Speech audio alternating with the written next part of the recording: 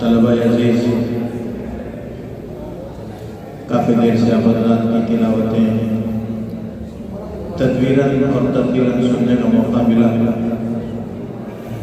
ماشاءاللہ آپ لوگوں نے محنت کی ہے۔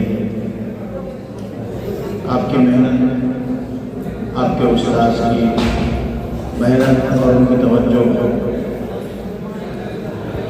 نظر آ رہی ہے کہ آپ لوگوں پر استاد نے کتنی محنت کی ہے۔ اللہ تبارک و تعالیٰ آپ کو ترقیات عطا فرمائے۔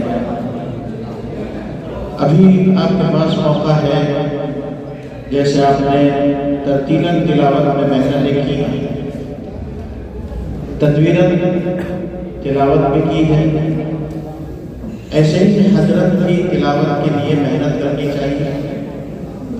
اس لیے کہ مراتب تجوید یہی تین ہے: ترتیل، تدویر، حضرت۔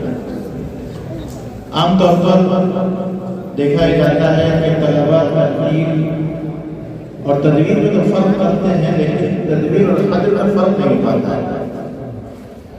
تو آپ کے لیے جیسے ترتیل اور تدویر ہے، ایسے ہی حضرت کی حسن بھی آپ کو محنت کرنی چاہیے۔